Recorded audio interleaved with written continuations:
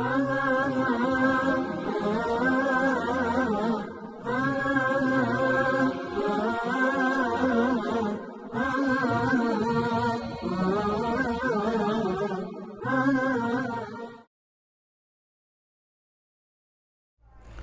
لله رب العالمين والصلاة والسلام على نبينا محمد وعلى آله وسلم.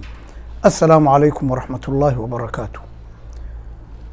caawa waxaan ka hadlaynaa qodob aad iyo aad muhim u ah. kulligood waa wada muhim, laakiin qodobada ugu muhiimsan ee 15 qodob ama mabda ee lagu gaaro guusha, qodobkaasoo saad arki doonto waxa uu yahay xoog saarid. في عربية waxaa lagu yiraahdaa tarkiis, ingiriiskana waxaa lagu yiraahdaa concentration ama focus. maxaa laga wadaa xoog saarid? waxaa laga wadaa inaad maskaxdaada aad ku jeediso waxaad rabtid inaad gaartid ilaa aad ka gaartid waxaad rabtid ay u jeedo maskaxdaadu meesha iyada ah. waxaa kaloo la oran karaa waa inaad xiskaaga xoog ugu jeedisaa mushkilad adiga ku haysata, mushkilad ku haysata xiskaaga oo dhan isugu geysaa ilaa aad xalisid. waxaa lagu soo koobaa waa naf hanasho, naftadaadii inaad hadashid hanatid. haddii mar maskaxdaadii iyo jirkaagii iyo waxaagii dhan meel aad u jeedin kartid, macnaha waxaa la yidhahdaa self mastery ama muxuu ahaa ataxakum binafsik, ama nafsadaadii inaad ku maaratay adigu xukuntid. waa wax la caadaysan karo oo caado kuu noqon kara, waana wax kugu xeeran adiga arrinta iyada ah. Napoleon Hill markuu ka hadlayay arrintan, isaga keligiis maaha, inay niman fara badan oo dadka muxuu ahaa cilmiga kan horumarinta bini aadamka ka shaqeeya waxay ku tilmaamaan inuu yahay fure sixir ah oo wax walba aad ku gaari karaysid. fure sixir oo wax walba aad ku gaari karaysid. laba shay baa se saldhig u ah. labadaas shay waxay kala yihiin han inaad leedahay ama ambition wax la yidhaahdo, ama tumuux af carabiga, iyo rabitaan iyo inaad wax rabtid. labadaas waa inay isla jiraan.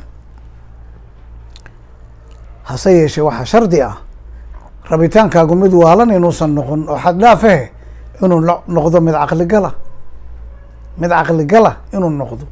masalan rabitaankaagu hadduu noqdo ilmo yarina hadda u noqotid, wax caqliga geli kara ma aha. si aad u gaartid xoog saarid wanaagsan ood wax xoog saari kartid, cagta hoosteeda geli shaki oo dhan iska tuur oo ilow. waraaq ku qoro waxa aad rabtid inaad gaarto, kuna darhan rabitaan iyo xoog saarid. insha allah waad gaari. dadku way kala duwan yihiin, kuwana way ku farax gelinayaan, kuwana niyadday kaa jabinayaan. labada shay oo caadada iyo waxa kugu xeeran oo ah dadka dambe ay qabaan waa inaad bedeshaa haddayan kugu kaalmayneyn xoog saaridda. macnaha waxaan ka wadaa dadkan ku niyad jabinaya haddayan kugu saacideyn inaad yeelatid xoog saarid, bedel dadka iyaga. saaxiib hadday kula yihiin, hadday kula nool yihiin, maxaa yeelay hoos bay kuu jeedayaan dadka iyaga. u fiirso, laba fikradood oo laysu geeyey ayaa waxaa ka dhalanaya fikro kale oo ka duwan iyagii oo dhan. sida laba maado oo laysku daray ay wax ka duwan maadadaas ay noqonayaan. tusaale, biyuhu waxay ka koobmaan gaaska la yiraahdo hydrogen oo laba ah iyo oxygen oo hal ah. hadda waa laba maado oo kala duwan. labada maado marka laysu geeyo oo laba hydrogen iyo hal oxygen laysku daro, biyay noqonayaan. hadda biyihii hydrogenkiina ka duwan, oxygenkiina ka duwan. saas oo kale ayaa dad markay isu tagaan oo fikrada isu geeyaan oo isku meel ay u wada jeedaan bay u dhalin karayaan fikraddii lagu guulaysan lahaa. qof kastoo maqaam weyn gaaray waxaa la yidhaahdaa naag baa ka dambaysa, ama naagtaasu ha noqoto xaaskiisa, ama ha noqoto hooyadiis, ama ha noqoto walaashiis. soo isu geyn maskaxeed kuulama eka arrinta iyadaa. hooyadii maskaxdeedii iyo maskaxdaadii ayaa isu tegaya, markaasaa qofkii wuxuu gaarayaa meeshii uu rabay. waa xog saarid baa la oran karaa wadareed. culimmada islaamka oo dhan ku noqo yatiim qaar ahaayeen, qaad aabbahood uusan waxba haysan, hooyadaa dabada ka wadi jirtay ilaa ay ka gaaraan meel ay noqdaan caalamka culimo laga yaqaano. taariikhdu waxay sheegaysaa, laakiin uusan cilmiga saynisku uusan caddayn karin.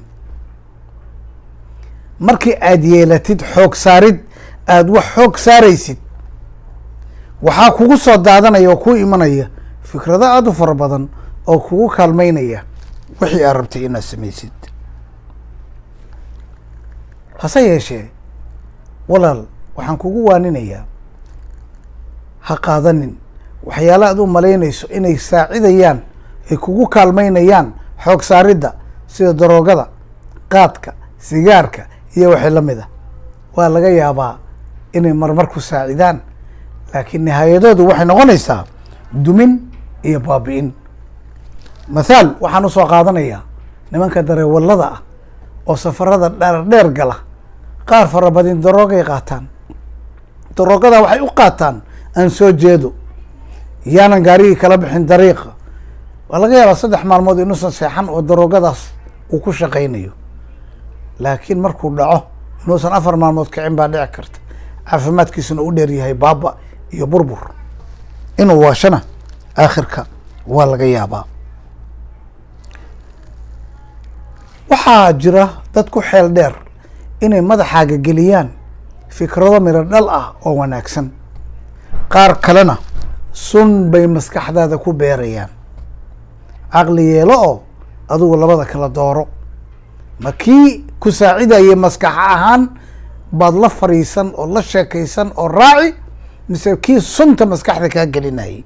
sun waxaan uga jeedana waad garanaysaa. waxaa jira qaanuun la yidhaahdo mob theory. dadka oo mudaaharaada nadariyadooda say u shaqaynayaan. kan waa waxbuu qabaa, kan waxbuu qabaa, laakiin marka ay duulayaan oo mudaaharaadka samaynayaan waa isku, waxaad moodaa isku hal caqli inay yihiin. waxaa la yidhahdaa biyo kaa badan iyo dad kaa badan iyo dad kaa badani way ku hafiyaan. waa doqonnimo inaad iska raacdid dad mudaaharaadaya ama dad wax qasaya adigoon garanay sababteeda. bal waxaaba dhici karta mudaaharaadkaasu inuu isu bedelo marka dambe dhagax tuur iyo burburin. yaan loo qaadan inaan anigu ka soo horjeedo dadku inay ku cabiraan mudaaharaad waxa ay rabaan, laakiin waa inuu noqdaa wax caqliga saliimka uu ogol yahay ee aan takhriib ahayn. dadka badankiis mudaaharaadka ka qeyb gala waxaa wada doqonnimo, waxaa wada hiiraac. waxaad moodaa ari qatiic xoolo oo markii meel laga furo hal neef baa loo jiidaa, way dabagalaan. marka saas oo kale uu qofku noqonayaa markii uusan maskaxdiisa uusan isticmaalin. waxaa la ogaaday waktiga ugu habboon oo qofka fikrad madaxiisa la gelin karo inay tahay markuu qaangaarayo. waxa la yaab leh, waxaa isku aadiyey qaangaarka iyo fikradaha ama xadgudubka ah ama dhib ka badan ama aan wanaagga lahayn uu qofkii qaadanayo, oo haddii mar lagu beero uusan ka noqonayn.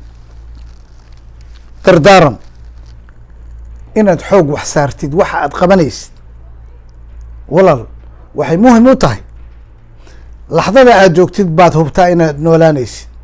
tii tagtay waa tagtay, shalay, doraad, bisha soo socota iyo maalmaha soo socdana inaad noolaanaysid ma ogid. waktiga hadda la joogo marka inaad xoog saartid wixii aad qabanaysid waxay tahay caqli inaad wax fulin karaysid, maxaa yeelay tan keliyaad hubtaaba. sidoo kale ku beer fikradan iyadaa inay xoog saaraan waxay qabanayaan ee uusan ku dhicin tashtiit lcaql, caqligooda inuusan kala tegin ee ay isugu geeyaan tabartooda, maskaxdooda, xoogooda shay waaxida, dadka kugu xiran, dhashaada, ahalkaaga. waxaan kaloo kugu waaninayaa caruurtaada yaan lagaa duufsan, iyagoo maskaxdooda laga buuxinayo daroogooyin ama fikrado khaldan oon diin iyo adduunyo midna aan anfacayn.